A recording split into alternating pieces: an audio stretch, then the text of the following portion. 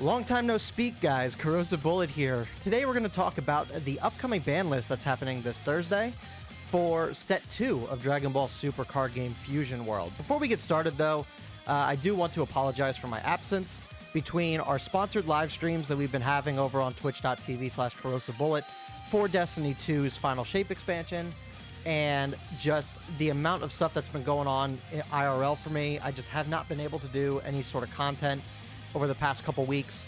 I'm going to try and get back to a more steadier schedule now that things have kind of slowed down a little bit. But nonetheless, I at least wanted to address that. I apologize for being away, but let's kind of get back into the grind of things. Expect some more Fusion World content coming in the coming weeks, as well as maybe some talk of Sparking Zero as well. Haven't really talked about that game either, but we'll be doing that as well. So look forward to that. Now, anyway, this ban list that's coming on Thursday. Specifically on the socials, Bandai has talked specifically about bans and limits. There's been no mentioning of erratas, and there's been nothing talked about in that regard. Strictly only bans and limits, and no specifics in terms of like colors or anything either. So I kind of want to do like a little bit of a prediction and kind of do a little looking into the future, kind of see what they might end up doing, just based on how I feel about the game personally. So we'll kind of just mess around with some ideas. We'll first talk about Red in depth first, because obviously that's going to be the big talking point, and then we'll delve into some other stuff that I could maybe see happening in some of the other decks as well. So if you guys want to see Fusion World content, obviously let me know down below in the comments. Tell me what you guys think is going to happen. But let's talk about it. So we got God Goku, we got Top Coup. Everybody's talking about this guy getting banned or errata'd. Again, I'm not going to talk specifically about erratas. I might at the end of each card might talk about a little bit about what I would like to see them do if they were to do erratas, but since they specifically mentioned bans and limits, we're only going to talk about bans and limits for the most part. We'll kind of see what they end up doing on Thursday, but Top Coup being a big contender of that, and honestly, I don't want to see this guy getting banned. The only reason I'm saying that is because obviously in this particular set, Booster Set 2 is more of like a subset box. We only got one leader for each color type in the game, and to completely ban one color's leader from that box set, I feel like would actually hinder sales for the game considerably. The fact that they would have a box of product out in the open and people not being able to use the only leader you get from that box, I think would be actually pretty damaging to the game itself. Now, I mean, we can have a discussion about his abilities and what they could do with the abilities with him, but specifically banning him, I don't know if banning him is a good idea. Because, I mean, his ability itself it could definitely be tuned a little bit better, but, I mean, you take away some of the stuff or limit some of the stuff that the Top Coup deck is doing, and it's already going to heavily impact what he's able to do. So I don't think banning him is probably the best idea.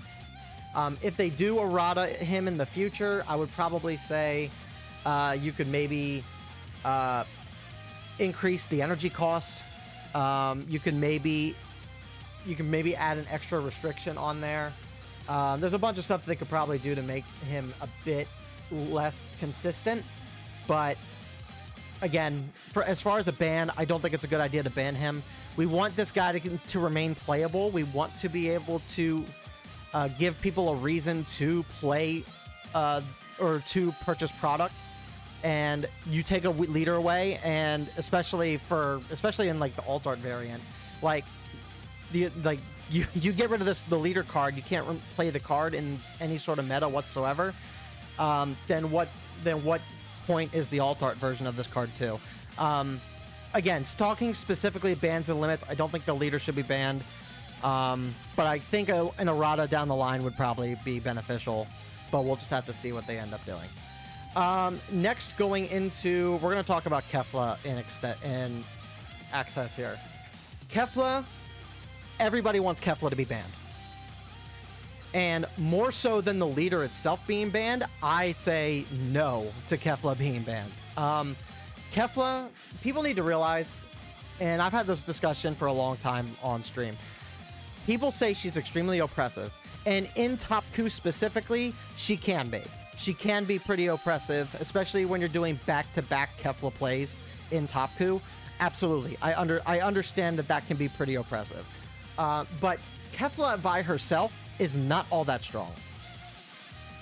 Mainly due to the fact that you want to play her on Awakened Leader, because otherwise you're losing out on 5,000 power. That 5,000 power goes a long way against decks like Zamasu and Broly.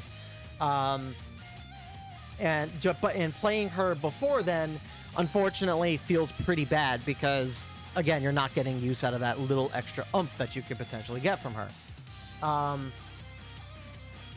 Now, you could make an argument about the playing something for free, but there are plenty of cards in Masters that play stuff for free, for cheap, and you don't see a lot of talk or discussion in Masters about that being oppressive. The drawing aspect, I think if you do this Kefla with the 3-cost Kefla, I think you can maybe make an argument as to the draw power being pretty ridiculous, because at that point you're kind of evening yourself out. But we need to take into consideration that she's only as oppressive as she is in Top Coup. Being able to only play her for one, you're discard for 1 energy, you're discarding 1 card, so you're -1. You play her, you're -2. You're drawing to go back to -1 to play something else, you're still -2 in hand. Doing that back to back actually hurts Top Coup a lot, and when in a quick gameplay, when you're trying to finish the match quick, yes, that is strong. But that's also dependent on if you see those pieces. But once she's on the board, she's just a 25k beat stick. You're not really using her in Top Coup as combo power. You're not really, you're not getting any additional effects off her while she's on board. She's just a 25k beat stick after the fact. So, and then we have to take into account too that in other red decks, she actually benefits a lot of other red decks in the game. Beerus is a lot more consistent and can play a little bit more on the aggro side as opposed to the control side. Top Coup, she doesn't get the benefit, not Top Coup, Universe 7 Goku, she doesn't get the benefit from the leader skill, but she allows you to facilitate that by playing other Universe 7 cards. Like the 3-drop Gohan, which is just a better version of Gohan than the Set 1 one. If we were to outright just ban Kefla, it hurts the other red decks. And if red decks lose the momentum that Kefla helps bring it, red stands no chance against green. And we'll get into green later on. But people need to understand that by removing Kefla in its entirety, we're going back to a Set 1 meta, with green taking control in that aspect. And yes, other colors are able to do stuff against green that they have a really hard time against red with. But green is a much stronger archetype than it is now than it was in Set 1. And I remember specifically in Set 1, people heavily complained about Broly. Heavily. So do we want to go back to that format, but worse? But stronger? So in that vein, I don't want to keep talking about it because I talk about it on my live streams all the time, and I'm honestly over the conversation personally. But Kefla, I don't think deserves a ban. The red archetypes needs Kefla as a whole and not just Top Coup. I would say Kefla could probably deserve a limit. I would say limit her down to 2. You could probably limit her to 2. It slows down Top Coup quite a bit, and doesn't make him as consistent. And there's other stuff that Top Coup can make benefit of with outside of using Kefla. There's other things you could play for cheaper that would be good. Like this Gohan could probably see a bit more play. You got the Gohan. 17 obviously I don't think is as good as we initially thought, but that's still an option too. Again, Gohan is pretty interesting. I do want to make a video of this TN, even though I don't think he's meta or viable in its entirety. I still want to do a video of this just for the fun of it. But yeah, Kefla, don't think she deserves a ban, but I think we could probably, for the sake of balancing Top Coup, I think we could probably limit her down to 2, and I think that would actually slow Top Coup down quite a bit. Some people were talking Gohan, and I can maybe see the argument with Gohan a little bit. A ban, probably not. Gohan, I mean, 25k only on your turn, and that's only if your leader's awakened. So again, he's another card where playing him early like doesn't feel good. And I mean, he self awakens, which helps with Top Coup. Choose up to one opponent's battle card minus 15,000 for the turn. That's a lot better than the 4-drop Gohan. Again, the 4-drop Gohan is it's basically the same card as the 4-drop Gohan, just stronger. But again, like he's 20,000 on your opponent's turn. Like he's not that hard to get over. It's just the self-awakening aspect and the minus 15 that's pretty oppressive. But him by himself, I don't think deserves to be banned or limited in any way. I think he's fine. If we're going to be limiting Kefla, then we can't be going around and limiting this guy either. Because this guy actually does a lot for Red as a whole too. So we can't really we can't be crippling Red too much without hurting the whole Red archetype as a whole. The only other cards that I would say deserve a ban or a limit in any way, 4-drop Ribrianne. There is a card in Masters that's a Champa that basically does what she does, but it applies during comboing as opposed to just outright double striking. So I'll post a photo of the card here or over on the screen here, just so you guys can understand what I'm talking about. But basically, this is Ribrianne's the Fusion World equivalent of that Champa. And that Champa, if I'm understanding correctly, and I understand what the Masters meta is like, it's been a little bit since I played Masters, but he's banned in Masters. Ribrianne just does so much for 4 costs. Being able to play her for 20,000 power, 10k combo, she's a double strike outright. Comboing her with Glimpse is a very dangerous combination and is a pretty heavy, it's honestly a pretty strong endgame killer. Considering that Top Coup, you don't really want to be playing any of the 5-drop Gokus here, because you can't really facilitate that with Top Coup. Now his main ability doesn't really proc him. So if I were to make a decision based on limit or ban Ribrianne, I would say, because of how oppressive that endgame result can be, I would probably say ban Ribrianne. If Champa and Masters doing almost the same thing as what she's doing is banned, then Ribrianne also needs to be banned. And then the last card for Red that I would probably talk about would be this Master Roshi. Now, Master Roshi by himself isn't really all that detrimental. He doesn't really do much outside of just helping Goku self-awaken. The issue with that is that part of the problem with Top Coup is that there are so many self-awakeners in Red that facilitate him to be able to awaken super early. Like on the perfect roll, you could self-awaken on turn 2, which is a very scary thought. I've done that multiple times in my locals. I think I've done that a couple times on my live streams. Just being able to self-awaken Top Coup at 2 is too fast. That is way too fast to facilitate the Top Coup build-up and engine by playing Kefla, and this guy really helps to facilitate that.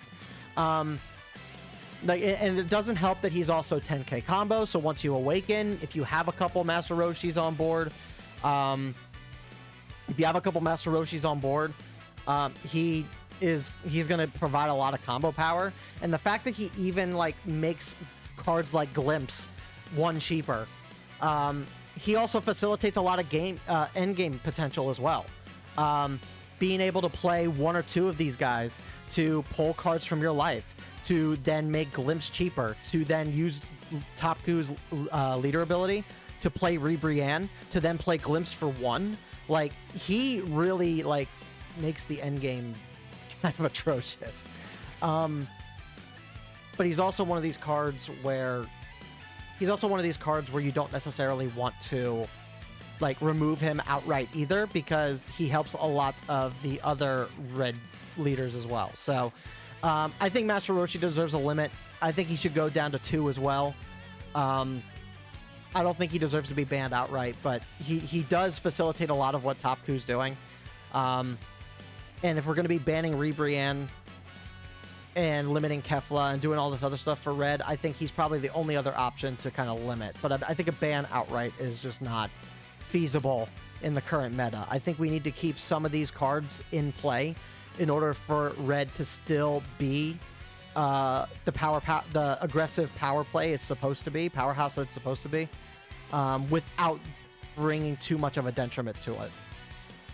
But yeah, I would say that's what red needs to be balanced out. We'll see what they do on Thursday, but yeah, that's what I would say.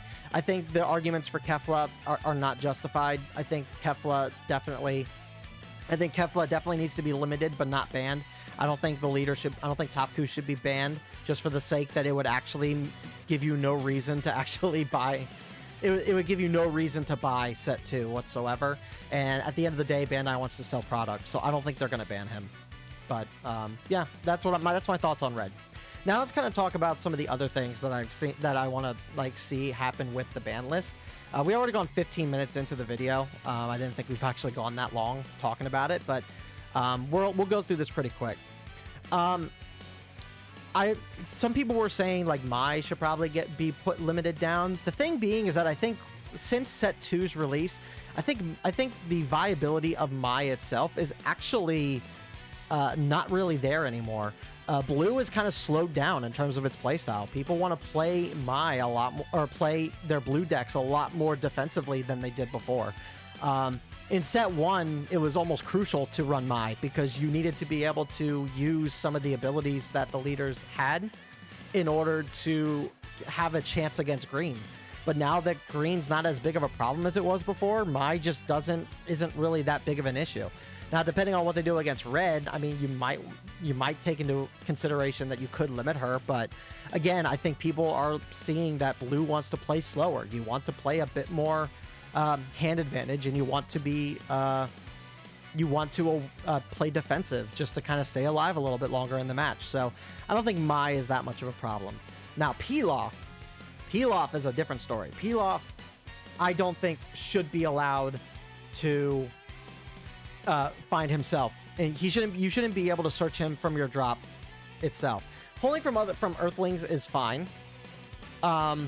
Like, obviously, there's other cards you want to be able to run. Like, you want to be able to run Harumaki and Trunks.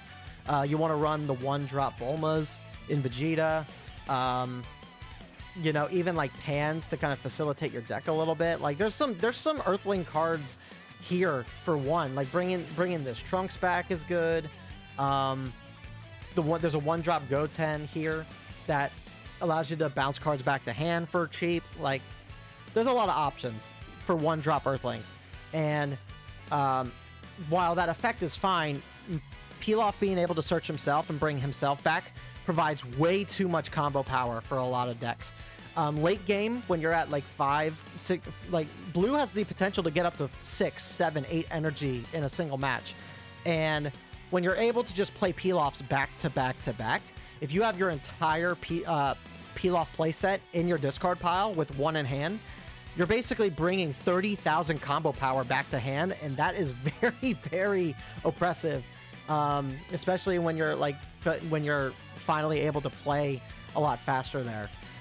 So, I mean, as we know, we probably aren't going to see erratas because the Fusion World social media posts have not specified errata specifically.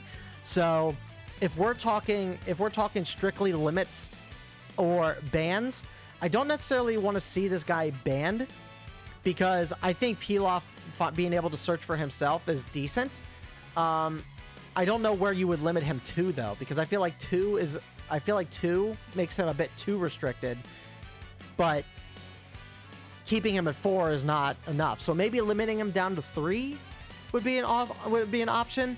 But if that's not it, but I mean, the thing being is that the Pilaf engine itself is like an option for every blue deck, and I feel like for other decks you might want to facilitate other cards. So I'm going to say that they're probably going to ban Pilaf, just because again, searching for himself is just really strong for blue, and I don't know if that's necessarily the kind of it's not really diversifying blue enough to be able to force your hand to play other stuff in the blue decks. So I think if anything is going to get banned in blue, I think it's probably going to be Pilaf.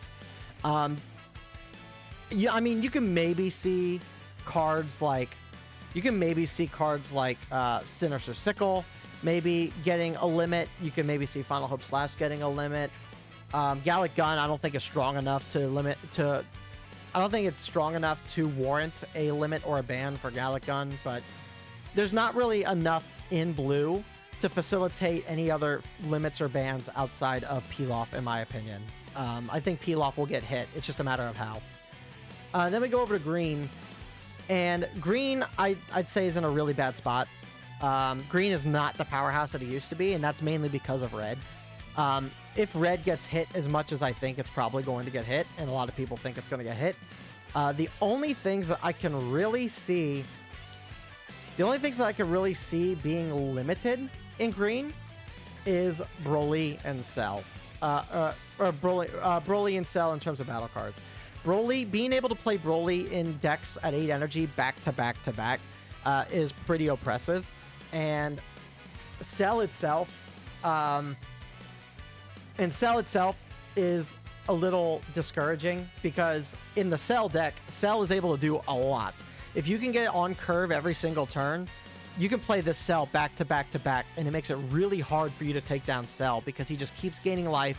He's clearing a good chunk of your board if you're building wide, and he's just able to get back to 8 energy with ease. Like, it's very easy. I don't think Cell is going to get a ban because he's new. I could maybe see Cell being limited. But I mean, even if Cell gets limited, you still have Broly. So, like, even if you can't do Cell turns back to back to back, if you're running Brolys, then you could do a Cell, curve within the Cell deck. You can play Cell, curve up back up to 8 next turn, still be able to play Broly, potentially Broly back to back, to then do a Cell and work your way back up. Like, it's still a really strong curve on turn 8. So I think, like, I don't think Cell's gonna get hit personally. If he does, I would see him maybe go down to 2, maybe 3. But Broly, I think, should probably get a limit indefinitely. Playing Broly back to back to back, drawing a card, being able to kill a card, swinging twice for 45k is really strong. I think Broly should probably see a limit, maybe down to 2. Because he's been a powerhouse since set 1, and he still can be an issue.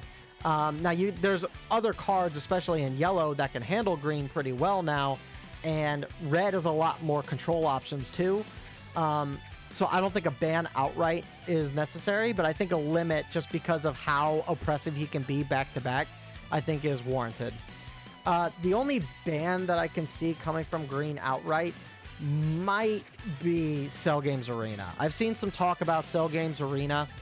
Cell Games Arena probably getting a ban. Just being able to play this on turn 4 and just ramp without an energy cost. Either ramp or draw. This is a ramp or a draw card. And while there's cards like Zeno in blue that's able to remove this off board, there's not enough options to be able to remove field cards in the game to justify, like, keeping a card like this in play. Being able to just ramp for free or draw for free is a very strong effect for something like this. And I don't know. I think for Cell specifically, because, like, of how strong this card can be back to back to back, you have to slow Cell down in some degree. So, and I think rather than limiting the Cell, I think you're probably better off actually doing something for Cell games to slow Cell down. Much to how we want to slow down green in general because of Broly in the end game. I don't know. Green's in a really interesting spot. Like, I could see the argument for limiting. I could see the argument for banning. But I think a lot of the limit and ban options really just come to the idea of what happens with red. Because if red gets hit a lot, then green's back on top. And I think that is just as scary as Top Coup staying relevant. So we'll just have to see. And then as far as yellow, honestly, there's nothing really here that I'd say is oppressive enough to warrant a ban or a limit on anything. What yellow is doing, yellow in this game is not doing what yellow used to do in Masters. And if there's any card here that I can maybe see a limit of, it would maybe be the Ginyu Force, or like the Ginyu card that allows you to restand your energy. But even then, like, playing yellow right now feels so bad. A lot of people have been discouraged from playing yellow because even if you play on curve and play perfectly to be able to control the board, if red is just able to put its pieces on the board faster, like, you're not doing enough against red to do anything against these guys.